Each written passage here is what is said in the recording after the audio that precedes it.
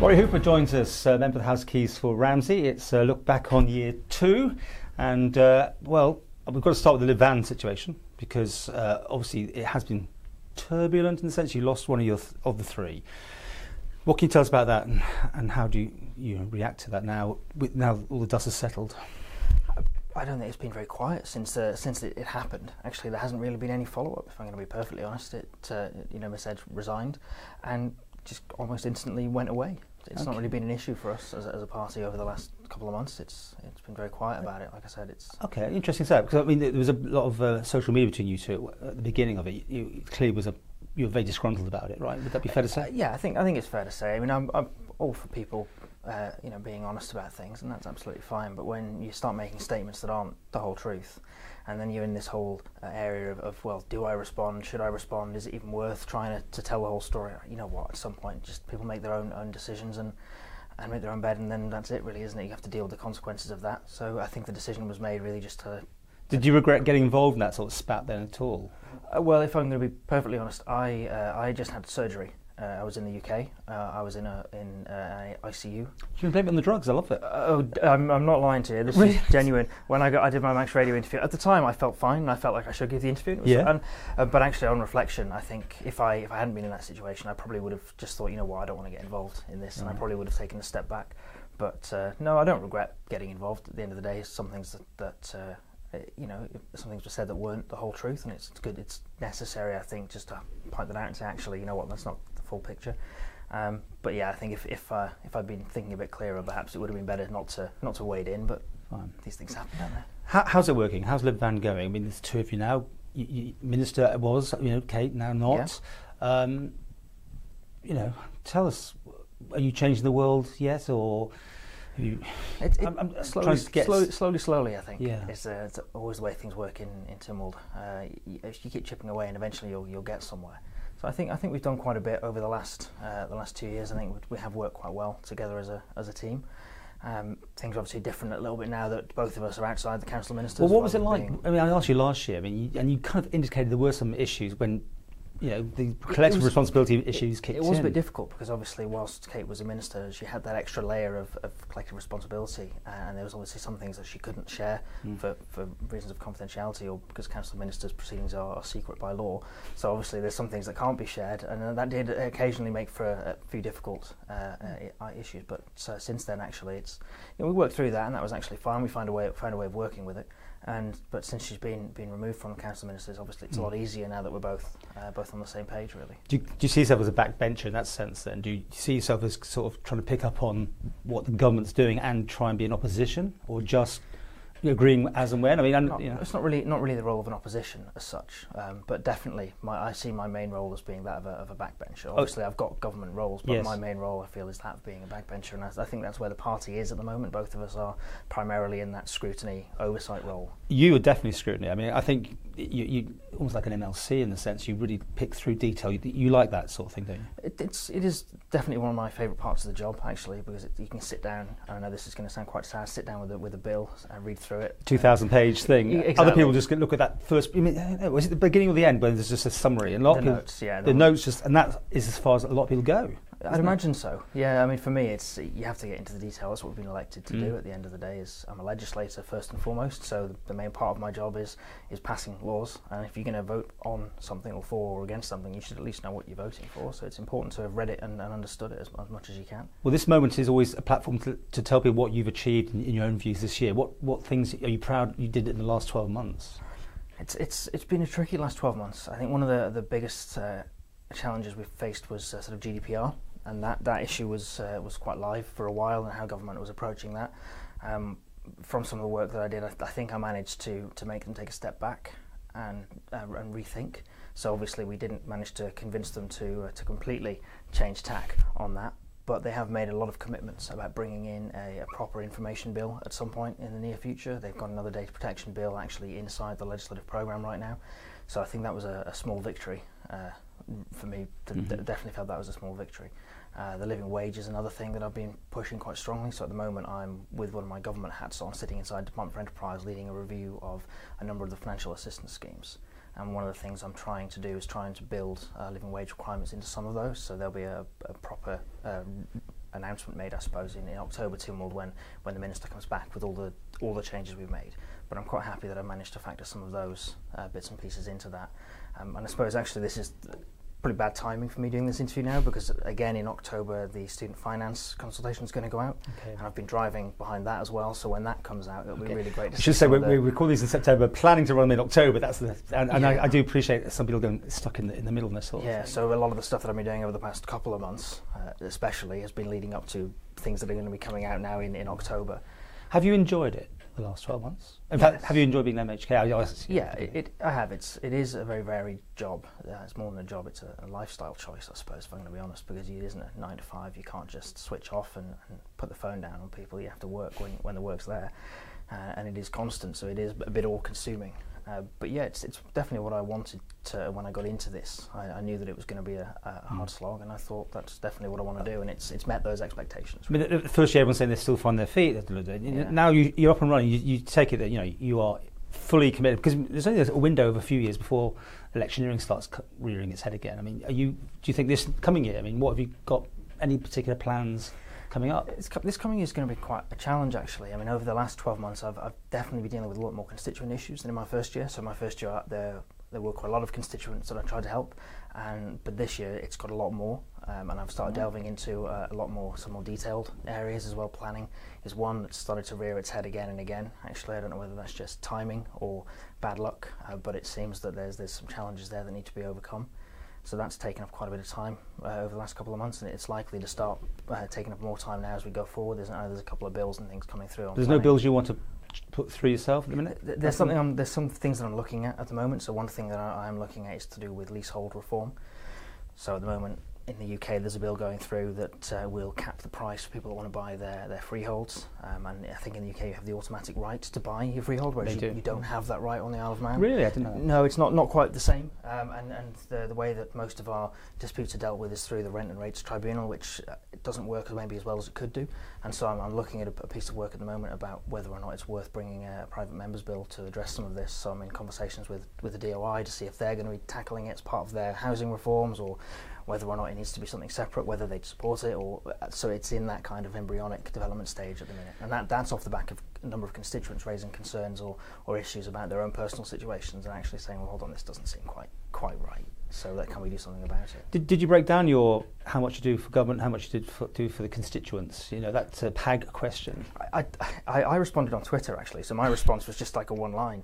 But you like your Twitter, actually? I'm quite active on that. Yeah. But it was about 20%, I think I said. But it really depends how you determine what you define as a constituent. You're not quite annoyed with that question, though. I mean, a lot of people say, why do they ask me this sort of thing? Do you think it's important? I mean, to have that sort of freedom, people should ask these questions of you.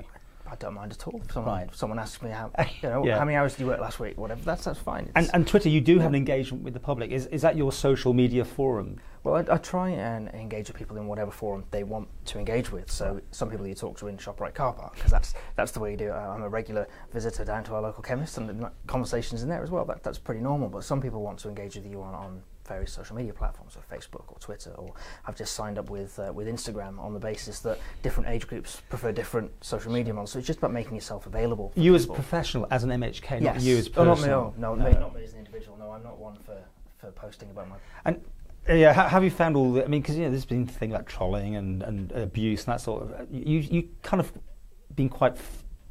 What's the word? Not fight. Yeah, feisty will do. If someone comes on and says something, you're quite quick to sometimes knock them or challenge them anyway on something. And do you think it's important? Yeah, but no more than I wouldn't in a normal face-to-face situation. If someone's trying to stimulate debate, that's fantastic. Someone wants to say, well, I mean, one of the recent ones was about student finance. So this is the situation, these are the problems. And that's great, but actually when people are posting things on social media that aren't the whole truth, sometimes it's better to step in and say, well, actually, the total that you can get isn't 2,000, it's 5,000.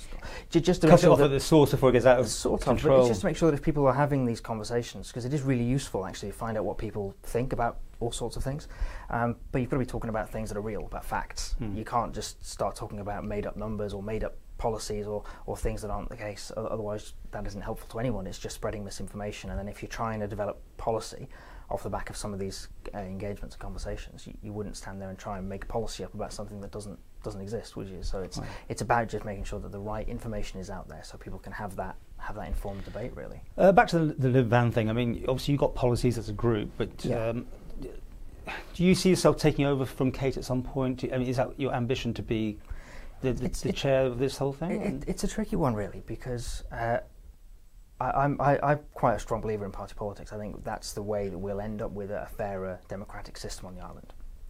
There are plenty of other ways of doing it, but I think that's, at the moment, that's the one that's easiest for us to get to. So it's all about, for me, trying to build the party into a mechanism that actually encourages more people, so that when you have local elections or when you have national elections, you've got more people that are willing to stand up and say, actually, let's try the party model and see if it suits, see if it fits me. But in between elections, it gets quite quiet because there isn't something to galvanise people. So there's no reason for them to turn up at your meeting and have a conversation. So some of the monthly meetings that we have, because we have meetings every month. Every month? Every month, public meetings. This is people who signed up and paying their... Some of it, sometimes it's just members of the public that come down. Okay. They're completely free to attend. And sometimes they're quite quiet because there's nothing going on really, but so when the user agreement and the Steam packet was up for debate, we had monthly meetings that were full of people because everyone was really interested in that particular topic. And so sometimes it takes an issue or an item to galvanise people to get involved. And so for me at the moment, it's about trying to build that party infrastructure so that people can be involved as much or as little as they want to be. But would you like to take over at some point? It's a tricky one. I think possibly. We really haven't talked about it. Because in all fairness, the next election is 3 years away. So I'm not really thinking about that, and I probably won't be until 6 months before that point. So is it possible with your being a Lib-Van member now? Do you think you will get to the point of being a minister, or do you think the Lib-Van will hold you back almost now after the see the Kate Beecroft? That's a good question. I don't think the Lib-Van angle actually hindered Kate at all while she was a minister. I don't think that was a downside to her. I mean, maybe it was seen as a downside within the council politically, but no, I don't think it held her back. And actually, from my own personal perspective, I'm not sure that I would want to step into a ministerial role right now anyway. Not necessarily because I don't feel ready for it or anything, but primarily because I've only been here now, elected for a year and a half, 2 years, and I still think there's more that I can do outside government at this point. Okay, how do you get on with the chief this year? I think I asked you last time. You said you bumped into him occasionally. I can't remember actually. Answer. I think I'm over you. But it's pretty much the same. No real change. Now I have quite a lot of engagement with the ministers that I work with regularly, and quite a lot of engagement with some of the ministers that I'm regularly challenging on various things. But the chief isn't one that I regularly have to deal with on a day-to-day basis. And how do you describe the sort of mood in the house now? Timwell sessions, that sort of thing. Do you think everyone's obviously not loving and that sort of thing, but is there cooperation there? Is there a feeling? Do you feel that everyone's on the same page to some degree? I think, like I say, last year I think you said that people were kind of settling in. That's kind of about right. And there was maybe a honeymoon period. It was described as. Well, loving. But it was early days. But that's always going to happen, I suppose. But I think now people are more settled into their roles. So then people are more confident about stepping outside that and saying, well, actually, no, I disagree. So. Whilst there's definitely still an attitude of let's work together to solve problems, we're all pushing in the same direction, we're all on the same side. I think I'm getting the feeling anyway that there is a bit more challenge now that's kind of emanating from and how do you get on with your MHK for Ramsey? Do you work together? Yeah, no, me and Alex have a really good relationship actually. We work quite closely together on a number of things. I mean, most recently the abortion bill itself. Alex was driving that through, and I did whatever I could to try and support him in that, really. But even at a constituency level, we have joint surgeries every month together, and we tend to share out the workload. So people come and some of the issues that we just talked about planning, because I'm already delved into that area. When people are coming to us with planning issues, at the moment it seems to be I'm picking them up. Whereas Alex, being chair of the MUA, if someone comes to him with a water-related issue, he'll pick it up. So we work quite well together in that respect, I think. And you talk about going to being minister or whatever. But would an MLC be more suited to you at some point? Do you see yourself that sort of part of the government, just scrutineering? That kind of decision's a long way. Because you're so young. Definitely, it's a long way off for me. But actually, I think there's kind of an assumption there that MHK shouldn't be doing some of that, but I actually think we should. I think it's a very important part of the MHK role is to be doing that legislative scrutiny. And if you're not doing it, then you're not really doing the job that you've been elected to do. So you're settling for a long career anyway. I mean, you see the career politician question, I suppose. I'm here for the rest of this term, and at the moment, I'm definitely, when the election comes around, I'm definitely going to stand again, unless something happens between now and then. That means I won't. But at the end of the day, it's up to the people of Ramsey whether they want me to continue representing them. And at that point, if they turn around and say we've had enough of you, that's fine with me. I'm back to work in the old private sector. Did you have any regrets last year? Anything that went wrong for you? You know, things you didn't get through, things you didn't agree with, or was there anything between? I think there's a few things that have come through that I didn't agree with, GDPR being one of them. Not disagreeing with the concept, but totally disgruntled, like No, I knew getting into this that a lot of it would be banging your head against a wall, and eventually you'll make progress. Is it that treacle thing still? Everyone's talking about this. Yeah, that's exactly it. It's sometimes you've got to keep pushing. You've got to be willing to be persistent, and eventually you will make change. You will get somewhere.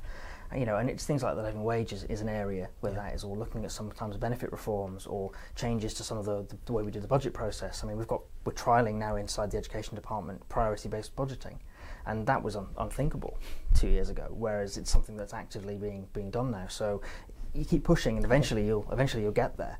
I'm a little bit disappointed that some of the Lib-Van reforms didn't go through. Actually, that was a little bit disappointing. Oh, okay. I'm a bit disappointed that some of the suggestions that came from the Standing Orders Committee about improving our secondary legislation process, the stuff that comes before Tim Moore that everyone says, oh, we just nod it through.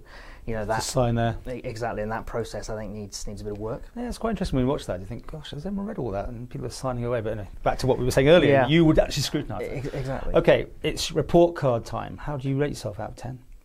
I think I'm going to tell you exactly what I told you last year, which it's not really up to me. But I can't. I'm going to have to. I can't have it. Last year I let people off. I need a number because everyone's giving me a number. If you said 5, I don't care. Just people want to know. You know, you should be able to deal with this question. If I was going to take a step back and look at myself objectively, do I feel that I'm pressing enough, doing enough questioning, doing enough scrutiny?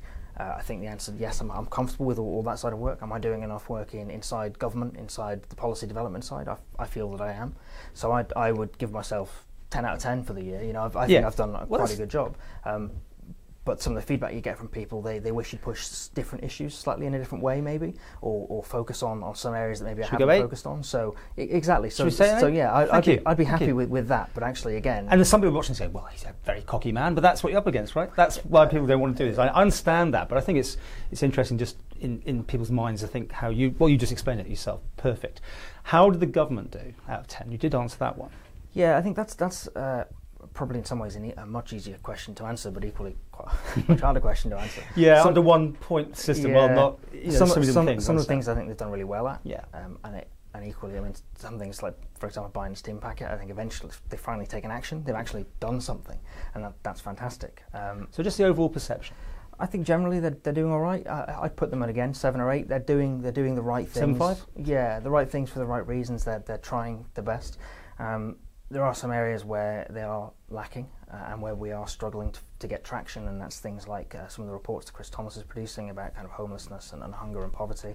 And I know they're working on all this, and they're trying something, they're trying new things, but it's not happening fast enough. And I think that's the only criticism I'd probably level at the government at the moment is all these things are out there, and they're obviously trying to make big changes, but it is all happening very, very slowly. And so if I had a criticism of them, it wouldn't necessarily be that they're not doing what they should be doing. It's just they're not doing it quickly enough. They're not taking action, and my worry is that we'll get, you've already mentioned it a few times, get soon back up to that electioneering stage where no one is really willing to take action.